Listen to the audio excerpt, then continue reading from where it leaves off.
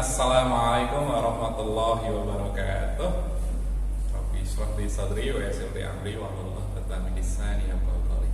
Baik, anak-anakku yang insyaallah dirahmati Allah, bertemu lagi dengan Ustaz Ganda. Kali ini di video pembelajaran kali ini Ustaz akan menyapa anak-anak Ustaz di kelas 12 IPS ya.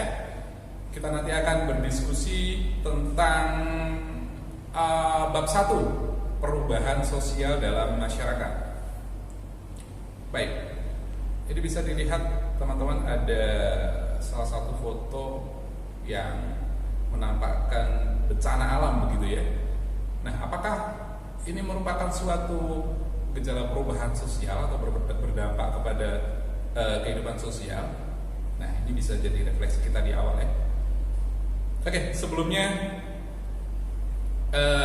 ini poin-poin yang akan Ustaz sampaikan nanti ya. Ada 3 poin. Yang pertama tentang perubahan sosial itu sendiri, kemudian yang kedua tentang bentuk-bentuk perubahan sosial, dan yang ketiga dampak perubahan sosial dalam masyarakat. Oke, Ustaz awali dari perubahan sosial ya. Oke. Apa yang dimaksud perubahan sosial? Ya, jadi perubahan sosial merupakan segala perubahan pada lembaga-lembaga kemasyarakatan yang mempengaruhi sistem sosialnya. Ya, apa yang berubah? Ya, itu ada nilai-nilainya, begitu ya, sikap yang ada di masyarakat, kemudian pola perilaku masyarakat itu berubah. Ya. Jadi sekali lagi, perubahan sosial adalah perubahan yang terjadi pada lembaga-lembaga kemasyarakatan yang mempengaruhi sistem sosialnya, ya, termasuk di dalamnya nilai-nilai sikap dan pola perilaku masyarakat. Kemudian faktor apa saja yang mempengaruhi perubahan sosial? Bisa kita perhatikan, yang pertama adalah faktor perubahan lingkungan fisik. Nah, ini yang tadi termasuk di foto di awal tadi ya. Jadi misalkan terjadi sebuah bencana sosial, entah itu gempa bumi begitu ya, atau mungkin gunung meletus, itu jadi perubahan fisik yang terjadi pada demografi gitu ya, berpengaruh pada kependudukan demografi ya. Itu menyebabkan suatu perubahan sosial. Kemudian perubahan sosial juga dipengaruhi dari penemuan baru, dari penemuan alat-alat yang canggih seperti saat ini ya, misalkan gadget gitu ya, gawai, laptop kalian yang kalian gunakan, itu menyebabkan perubahan. Kita harus beradaptasi untuk mengikuti itu semuanya. Kemudian yang ketiga, faktor penyebabnya adalah perubahan jumlah penduduk. Nah, ini demografi ya. Kalau kalian belajar geografi, pasti tahu ini perubahan penduduk. Dari kenapa ada migrasi begitu ya? Ini adalah salah satu upaya untuk pemerataan. Nah, mungkin di Jawa ini sudah penuh sesak dengan penduduk begitu ya. Kemudian dipindahkan ke Kalimantan. Juga ada wacana mau pindah ibu kota itu ya. Itu dalam arti untuk mengatur ini semuanya ya, bahwa jumlah penduduk itu juga berpengaruh kepada tatanan sosial. Nah, kemudian perubahan lembaga sosial. Nah, ini berkembangnya zaman itu menuntut juga kebutuhan akan suatu lembaga itu juga berkembang. Misalkan kalau di situ ada contoh KPK ya, Komisi Pemberantasan Korupsi, dulu tidak ada, tetapi dalam perkembangannya banyak praktik-praktik dalam di negara kita begitu ya, khususnya di pemerintahan itu ada penyelewengan yang dilakukan oknum-oknum tertentu begitu ya. Kemudian muncul suatu lembaga yang disebut KPK. Nah, ini perubahan lembaga sosial. Oke. Ini faktor pendorong ya nih ya. Ini masih kelanjutan dari tadi ya. Ini kalau tadi dari eksternal begitu, ini dari internal ya. Kebalik ya. Kalau tadi dari internal masyarakat sendiri, ini dari eksternal ya. Perubahan itu dipengaruhi oleh budaya dari masyarakat lain. Nah, kalau di sosiologi ada yang namanya difusi ya, difusi. Masih ingat ya dengan konsep difusi? Ada budaya luar masuk, kemudian bisa menyebabkan suatu budaya masyarakat setempat berubah begitu ya. Nah, contohnya misalkan budaya Tionghoa begitu ya, yang masuk di kebudayaan Solo kemudian berakulturasi dengan budaya Solo, kemudian menyebabkan suatu perubahan ya di situ ya. Kemudian ada pemberontakan atau revolusi. Nah, ini juga menyebabkan suatu perubahan sosial ya, pemberontakan dan revolusi. Selain itu faktor eksternal lainnya yang mempengaruhi perubahan sosial adalah peperangan. Peperangan ini juga bisa menyebabkan perubahan sosial. Dan yang terakhir pertentangan dalam masyarakat, konflik ya. Oke, sekarang kita ke faktor pendorong. Ya, perubahan sosial bisa terjadi dengan lancar begitu ya kalau ada faktor-faktor yang mendorong, diantaranya sikap mudah menerima hal-hal baru dari masyarakat tentunya ya. Sikap terbuka, kemudian sikap ingin belajar itu mendorong setiap masyarakat untuk bisa melakukan suatu perubahan gitu ya. Kemudian yang kedua orientasi pada masa depan. Jadi orang-orang yang visioner gitu ya, punya visi ke depan itu biasanya juga akan lebih cepat terjadi suatu perubahan sosial di masyarakatnya. Kemudian ada kontak dengan kebudayaan lain, terbuka ya, inklusif. Jadi bukan masyarakat yang eksklusif, bukan menutup diri, tapi inklusif, membuka diri dari masyarakat lain. Ini juga akan berpotensi mendorong perubahan sosial. Oke, selanjutnya ada sikap menghargai karya orang lain dan keinginan untuk maju. Nah, ini juga sama ya. Otomatis ketika kita membuka diri untuk karya-karya penemuan-penemuan orang lain, itu juga secara otomatis juga bisa mendorong perubahan sosial. Karena nanti kita akan mengadaptasi, kita akan menggunakannya, kita akan memperbaiki, kita akan menggunakannya, begitu kan ya. Oke, dan majunya sistem pendidikan itu pasti ya. Pasti. Oke, ada lagi nih masih faktor pendorong ya. Jadi heterogenitas penduduk. Jadi bukan penduduk yang homogen, tetapi penduduk yang kompleks ya, bermacam-macam ya di situ ya. Latar belakangnya berbeda-beda begitu ya, heterogen. Masyarakat kota itu lebih cepat melakukan perubahan sosial karena apa? Mereka basic latar belakang sosialnya gitu ya, latar belakang keluarga, latar belakang ininya berbeda-beda, heterogen ya. Itu juga faktor pendorong juga. Kemudian orientasi masa depan tadi sudah Ustaz sampaikan, keinginan manusia untuk memperbaiki kehidupannya. Nah, ini dari internal masyarakat sendiri ya, untuk berubah. Kemudian toleransi terhadap perilaku menyimpang, ini juga menjadi faktor pendorong. Dan yang terakhir, sistem stratifikasi sosial yang terbuka ya. Jadi memberikan peluang yang sama untuk individu untuk melakukan pergerakan mobilitas sosial ya. Mobilitas bisa ke atas atau mungkin bisa sebaliknya, bisa turun. Itu tadi faktor pendorongnya. Ini faktor penghambatnya. Bisa diperhatikan ya, ada perkembangan ilmu pengetahuan yang lambat, kemudian kurangnya interaksi dengan masyarakat lain ya, yang eksklusif tadi, yang menutup diri.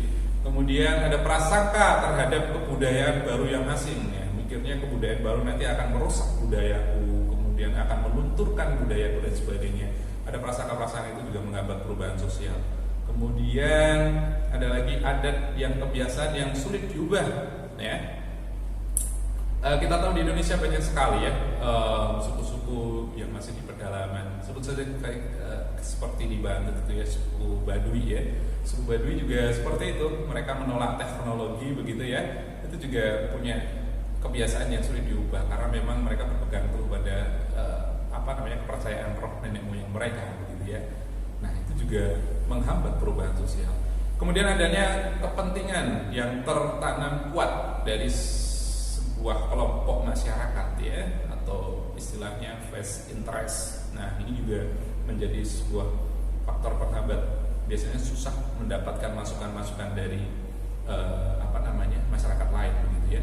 Hambatan-hambatan yang bersifat ideologis ya, dan rasa takut terjadi kegoyahan terhadap integrasi budayanya apabila ada budaya-budaya masuk di masyarakatnya. Kemudian sikap tradisional masyarakat. Ini merupakan beberapa faktor penghambat perubahan sosial. Kemudian agen perubahan sosial ya, merupakan pihak yang mempelopori, merencanakan dan melaksanakan perubahan sosial. Adapun peran dari agen ini diantaranya adalah katalisator. Katalisator tuh gimana ya? Pemantik. Ya, jadi fungsi agen ini adalah memantik gitu ya. Kalau kita kenal ada pahlawan revolusi, orang-orang yang memantik dulu terjadinya revolusi begitu ya di Indonesia. Mungkin kalau 98 ada reformasi 98, nah itu agen-agen itu yang menjadi katalisator. Kemudian pemberi solusi, tidak hanya kalau orang Jawa ngompor-ngompori ya, tetapi dia juga memberikan solusi. Agen-agen perubahan itu memberikan solusi. Dan selanjutnya membantu proses perubahan, dan yang terakhir adalah linker. Linker ini jejaring ya, dia memberikan solusi dengan memberikan jaringan-jaringan dengan lembaga-lembaga lain yang nantinya akan mempermudah terjadinya perubahan sosial. Oke. Ini teori perubahan sosial, ada beberapa teori ya. Ustaz mulai dari teori evolusi. Nah, teori evolusi atau teori linier biasa disebut ya. Jadi masyarakat mengalami perubahan kehidupan nyata secara perlahan sesuai arah tahapannya dari primitif, tradisional, modern ya, bertahap dan terus mengalami perkembangan ya. Misalkan teknologi contohnya ya. Oke. Teori siklus, kalau teori siklus ini dari primitif, tradisional, modern yang akan mengalami pola perputaran seperti roda ya.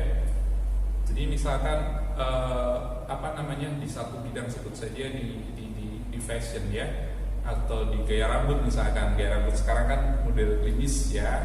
Dulu di era 50-an ke 60-an itu juga sebenarnya sudah ngetren kan seperti ini. Kemudian sempat juga keriting-keriting begitu ya. Kemudian nanti akan berputar menjadi gondrong. Kemudian nanti akan ngetren klimis lagi, dan mungkin suatu ketika gondrong itu akan jadi tren lagi gitu ya. Itu teori siklus. Kemudian teori fungsional memandang bahwa perubahan itu terletak pada fungsi-fungsi lembaga di masyarakat. Jadi sebuah lembaga sosial tidak akan bertahan kecuali berguna bagi masyarakat ya. Dan perubahan dapat mengacaukan keseimbangan apabila struktur sosial tidak berfungsi memfasilitasi kebutuhan masyarakat. Ini orang-orang fungsionalis melihat perubahan sosial sebagaimana seperti itu ya. Berbeda dengan teori fungsional, kalau orang-orang konflik atau orang-orang yang punya pandangan teori konflik ya, menurut Karl Marx bahwa ketidakadilan dan ketimpangan sosial menyebabkan terjadinya pertentangan ya. Kita tahu kajian dari Marx adalah pertentangan antar kelas ya, borjuis proletar. Jadi itulah yang menyebabkan suatu perubahan. Jadi ada upaya dari kaum proletar untuk menyamakan hak mereka dengan kaum borjuis. Seperti itu kurang lebih. Jadi menurut teori ini konflik dibutuhkan untuk melakukan perubahan sosial. Begitu. Oke, kita lanjut ke poin B, bentuk-bentuk perubahan sosial. Oke, ini cukup banyak ya. Ustaz mulai dari berdasarkan prosesnya. Ada perubahan yang direncanakan, dikehendaki, kemudian ada agent of change-nya. Kemudian lawannya adalah perubahan yang tidak direncanakan atau tidak dikehendaki.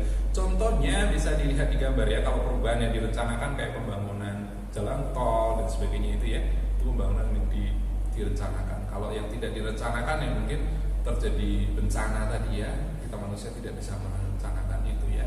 Mungkin bisa kita mencegah dengan mitigasi itu ya. Oke.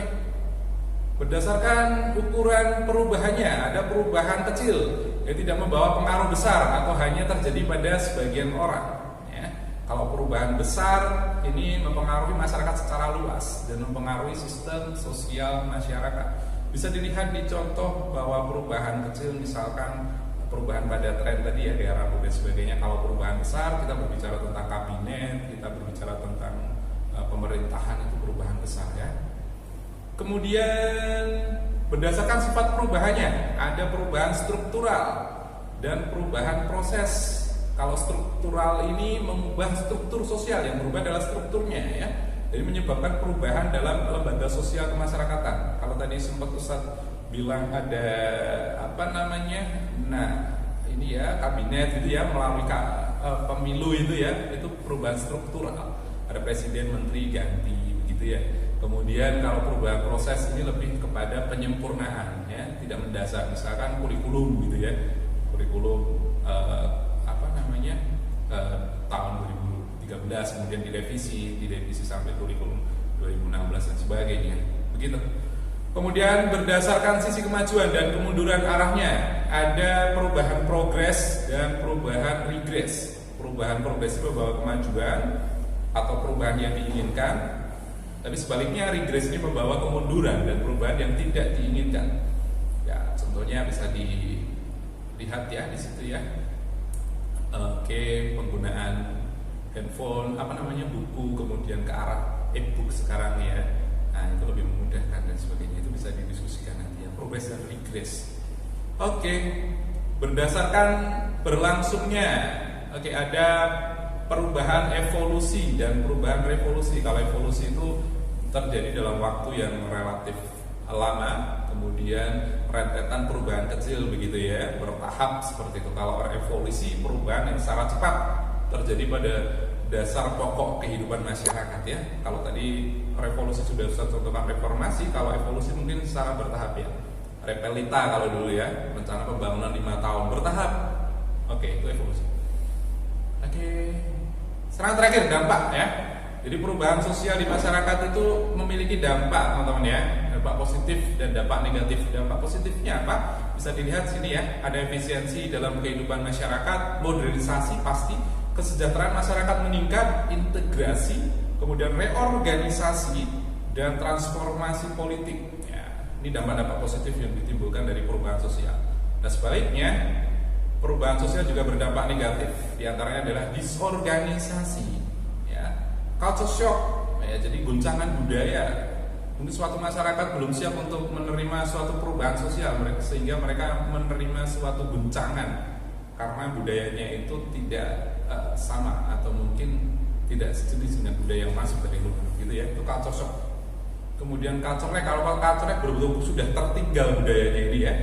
Ada masyarakat Badui misalkan tidak terbiasa dengan teknologi, tahu-tahu kalian kasih handphone yang modern, Android dan sebagainya, itu sudah tertinggal, mereka mungkin tidak bisa mengoperasikannya.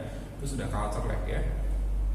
Anomi, masyarakat tanpa pegangan norma yang kuat ya, dalam dalam kondisi yang sangat ini begitu ya, kacau, chaos, perubahan sosial seperti karena peperangan dan sebagainya, itu juga menyebabkan anomi ya. Kalau dulu sebut kasus di 98 terjadi bakar-bakaran, penjarahan begitu ya, itu sudah terjadi di mana-mana, itu anomi ya. Kemudian peningkatan tindakan kriminalitas, nah, itu juga salah satu dampak negatif. Pudarnya solidaritas, pencemaran lingkungan dan marginalisasi. Oke, baik. Mungkin itu saja yang dapat Ustaz sampaikan, gitu ya. Semoga video kali ini bermanfaat. Silahkan selebihnya bisa kalian eksplor sendiri, bisa kalian tambah referensi bacaan kalian, dan kita ketemu lagi di video pembelajaran selanjutnya. Dan Ustaz akhiri dengan alhamdulillahirabbil alamin. Sekian, assalamualaikum warahmatullahi wabarakatuh.